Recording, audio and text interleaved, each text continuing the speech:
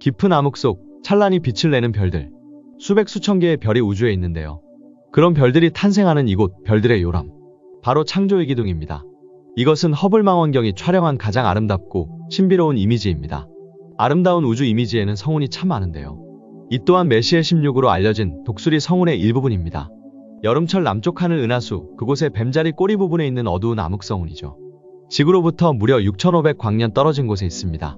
아름답게 보이는 이 우뚝 솟은 갈색 기둥, 이것들의 대부분은 가스와 먼지들입니다. 그리고 이곳에서 새로운 별들이 만들어지기도 하죠. 특히 가장 왼쪽 기둥에서 가장 많은 별들이 탄생합니다. 하지만 그러한 새롭게 탄생하는 별로 인해 가스와 먼지, 이 기둥의 아름다움은 점차 사라지고 있는데요. 사실 이 창조의 기둥은 1995년 첫 촬영 이후 여러 방법에 의해 지속적으로 촬영되었습니다.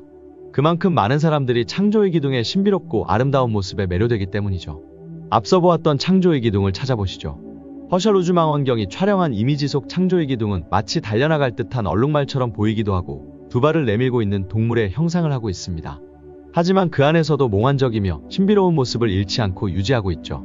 여러분이 판단하시기에 이 창조의 기둥의 크기와 규모가 어떨 것 같으신가요? 아마 상상하기 어려울 정도일 것입니다. 가장 큰 왼쪽 기둥의 길이로 보았을 때 그 길이가 대략 4에서 5광년 정도 됩니다. 기둥의 처음부터 끝까지 빛이 달려가는데 4년에서 5년이 걸린다는 게 믿기시나요? 1광년은 무려 9조 4600억 킬로미터입니다. 그러니까 전체 길이가 40조 킬로미터에 달하죠. 기둥 꼭대기 작은 돌출부들이 우리 태양계 전체 크기보다 큽니다. 하지만 이는 독수리 성운의 전체 모습에 비해 아주 작은 크기죠. 우주의 크기가 실감이 나시나요? 창조의 기둥은 어떤 망원경으로 관찰했느냐에 따라 그 크기와 모양, 색, 형태들이 달리 보일 수 있습니다.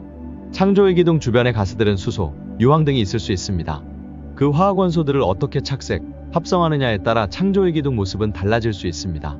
이것은 최근에 우주로 올려진 제임스 웹 우주망원경을 통해 본 창조의 기둥입니다. 향후 빅뱅의 증거를 찾을 수 있다는 제임스 웹 우주망원경이죠. 현존하는 가장 정확하고 가장 정밀한 망원경이 찍은 것인데요. 제임스 웹 우주망원경은 창조의 기둥을 근적외선 카메라로 촬영합니다. 근적외선은 먼지와 가스구름을 통과함으로 더 많은 것을 보여주죠. 창조의 기둥 가장자리에 보이는 물결 모양을 보시죠. 이는 새로 만들어지는 별에서 내뿜는 초음속 제트로 기둥을 구성하는 가스, 먼지와 엉켜 반응합니다. 이러한 먼지와 가스들은 별이 내뿜는 빛을 삼켜버리죠. 때문에 가려진 그 빛, 별의 모습을 정확히 보기가 어려운데요. 다만 창조의 기둥은 그 별에 의해 더욱 빛납니다. 참 아이러니하죠. 별이 탄생하는 이곳에서 먼지와 가스들이 별의 빛을 가리고 그 먼지와 가스들은 이 별의 빛에 의해서 더욱 빛납니다. 창조의 기둥에서는 중력, 압력 변화, 항성의 영향 등으로 온갖 우주물리학이 역동하죠. 거대한 수소가스와 먼지구름이 중력의 인력으로 응집하는데요. 또 이 구름은 더 많은 물질들을 모으면서 중력은 갈수록 강해지고 그 위력은 어마해집니다.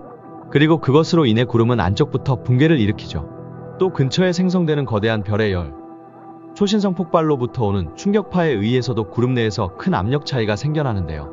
그 결과 가스와 먼지가 더 많이 응집되는 거대한 영역이 생겨나고 기둥처럼 긴 응집체가 만들어지는 것이죠.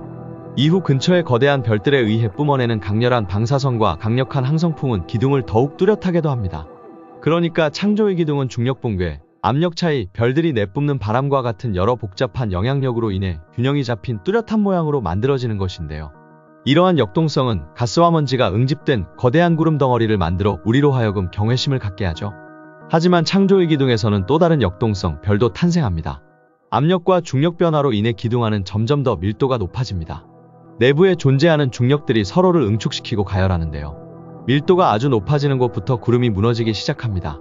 이때 그 중심부의 온도와 압력은 핵융합에 불이 붙는 지점까지 도달하게 되고 이때 원시성이라고 불리는 젊은 별이 탄생합니다. 이 젊은 별들 중 일부는 거대하고 뜨거운 별이 되어 짧고 폭력적인 삶을 살다가 폭발적인 초신성 폭발로 끝나기도 합니다. 하지만 주변 환경에 영향을 미치고 잠재적으로 더 많은 별들을 만들어내죠. 이러한 과정을 겪는 창조의 기둥은 별이 어디서 어떻게 태어나게 되었는지 단서를 제공합니다. 이 이미지를 보시죠. 앞서 말씀드린 과정을 거쳐 생성된 별의 모습입니다. 무려 200만 년 전 생성된 것이죠. 여기 푸른색을 띠고 있는 별도 보입니다. 새로 태어나고 있는 별이라고 하는데요.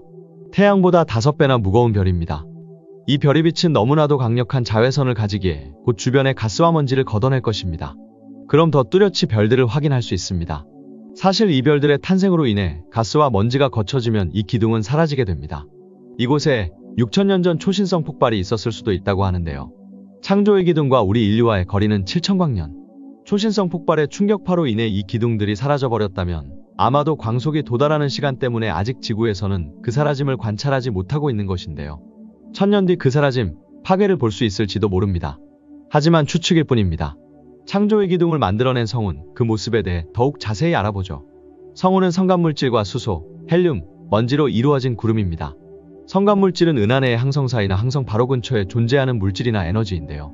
그러한 우주의 성간물질이 수소, 헬륨, 먼지와 뒤섞여 좁은 구역에 뭉쳐있는 것과 같죠. 사실 이 성운은 스스로 빛을 낼 수 없습니다. 그래서 관측이 어려운 게 사실인데요. 하지만 별의 빛을 통해서 볼 수 있게 됩니다. 이러한 성운은 지구 대기의 몇백만 분의 1 수준의 희박한 밀도를 가지는데요. 하지만 그 밀도에 비해 그 크기는 상당합니다. 지름만 해도 적어도 1광년을 넘어서고 큰 것은 1000광년을 훌쩍 넘어선 크기를 가지고 있습니다. 성운에는 다양한 종류가 있습니다. 오리온 성운으로 대표되는 발광 성운이 있는데요. 우주에서 가장 흔한 성운입니다. 주변 별들로부터 오는 자외선에 의해 전리된 수소 원자들이 재결합하며 방출선이 나오고 그래서 붉게 빛나기도 합니다. 여러분은 이 이미지를 많이 보셨을 것입니다. 바로 말머리 성운인데요. 암흑 성운입니다. 스스로 빛을 내지 않죠. 그래서 아무것도 안 보여야 하지만 뒤에서 오는 별의 빛을 일부 차단하면서 이 성운을 확인할 수 있습니다. 이것은 가장 보기 어렵고 희귀한 마귀알몸 성운입니다. 마귀알몸의 옆모습과 비슷하죠. 쑥 들어간 눈, 불뚝 솟은 코, 툭 튀어나온 턱, 이미지를 보고 마귀알몸의 모습을 찾으셨나요? 주변 별빛을 산란시켜 빛나는데요. 푸른색 계열이 많고 지구의 푸른 하늘을 보는 것과 같습니다. 파장이 짧은 빛이기에 더 많이 산란되죠. 초신성이 폭발해 생기는 성운도 있습니다. 개성운인데요. 초신성 폭발 시 그 잔해들이 성운이 되는 것입니다. 이러한 성운들은 우주를 만들어내는 필수 요소가 되기도 하죠. 가스와 먼지로 되어 있다고 단순한 구름으로 치부하면 안 됩니다. 그들 안에서 우주 물리학이 역동하고 탄생과 소멸이 반복되고 있는 것입니다. 그리고 그 모습을 보면서 우리는 경외감을 느끼죠. 과연 우주의 이런 활동은 어떻게 시작되었을까요? 신비로운 성운의 모습을 확인한 지금 우주의 위대함을 느끼는 건 저뿐만이 아닐 것 같네요.